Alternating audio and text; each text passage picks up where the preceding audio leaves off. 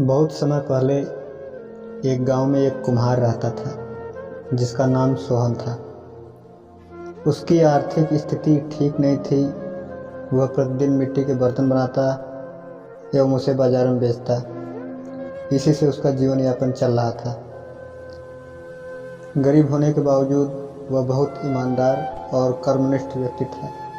उसके इसी व्यक्तित्व के कारण आस पड़ोस के लोग उसे बहुत चाहते थे। कुछ समय पश्चात उसी गांव में शहर से एक युवती आती है। पेशे से यह युवती शिक्षिका थी जिसका नाम सुनीता था। शिक्षिका मकान की तलाश में कुम्हार की दुकान तक आती है और उससे कहती है, मैं एक शिक्षिका हूँ। शहर से मेरा स्थानांतरण यहाँ पर हुआ है 5 वर्षों के लिए, इसलिए मुझे मकान की तलाश है। क्या आप हमारी मदद कर सकते हैं? कुम्हार तो वैसे ही सीधा इंसान था। वह शिक्षिका की बात मानकर उसे मकान दिलाने के लिए निकल पड़ा। कुछ ही दूर पर पड़ोस में सोहन ने उसे मकान दिला दिया और वहाँ से चला गया।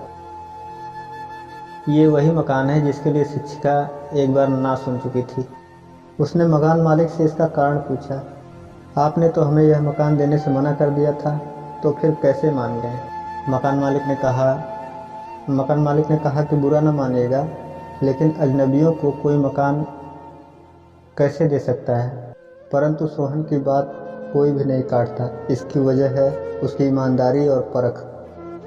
मैं तो क्या, कोई भी आस पड़ोस का इंसान उसके कहने पर आपको मकान दे देता है। शिक्षिका अपना सामान लेकर कमरे में चली जाती है, परंतु मकान मालिक का सोहन के प्रति इतना भरोसा उसको विचलित करता रहता है। उसके मन में यह सवाल बार बार आता है कि कोई इंसान इतनी कम उम्र में अपनी ईमानदारी से कैसे लोगों के दिलों पर राज कर सकता है। यह सोचते हुए वह विश्राम करने लगती है। सुबह होती है, शिक्षिका अपने स्कूल के लिए निकलती है। उसके स्कूल का रास्ता सोहन की दुकान से होकर जाता था। वह प्रतिदिन आते जाते उसकी कार्यकुशलता को देखती और उससे बात करना चाहती, पर ना जाने क्यों कुछ कह ना पाती। सोहन अपने काम में इतना व्यस्त रहता कि जब तक कोई उसे आवाज़ देकर न पुकारे वह सुनता ही नहीं था। सुनीता रूप से बहुत ही सुंदर थी। उसके प्रतिदिन उधर से आने जाने पर भी सोहन का पलट कर ना देखना अपने आप में सोहन के भोलेपन को दर्शाता था। सुनीता के मन में सोहन के प्रति प्रेम भाव पनपने लगा। समय बीतता गया और कुछ समय बाद दोनों एक दूसरे से ऐसे घुल मिल गए जैसे वर्षों से जान पहचान हो। सुनीता छुट्टियों के दिन ज़्यादातर वक्त सोहन के साथ ही बिताती।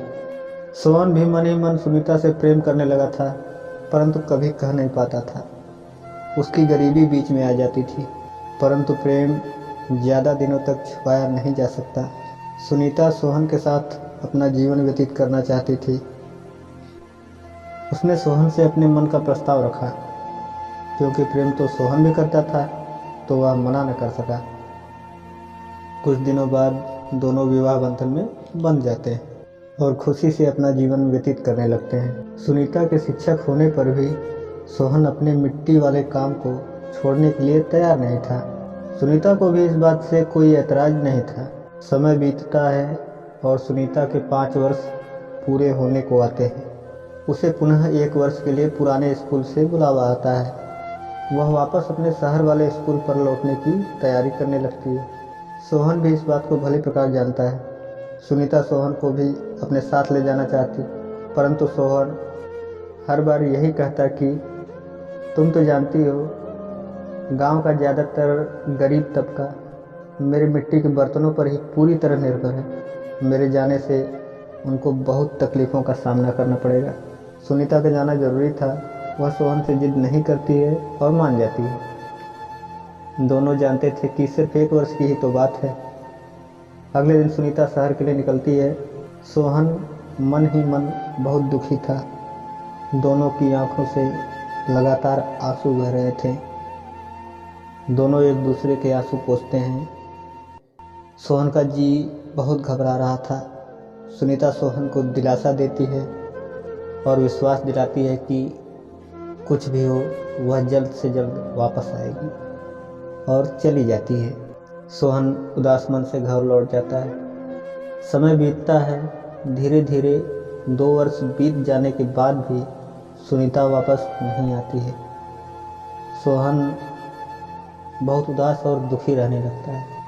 अक्सर लोग उससे जब भी कहते हैं कि जाकर शहर पता कराओ, तो वह एक ही जवाब देता कि उसने कहा था चाहे कुछ भी हो वह जल्द से जल्द वापस आएगी। दोस्तों, ये कहानी आपको कैसी लगी और सुनीता क्यों नहीं आती, उसके साथ क्या हुआ क्या नहीं हुआ, जानने के लिए कमेंट करें।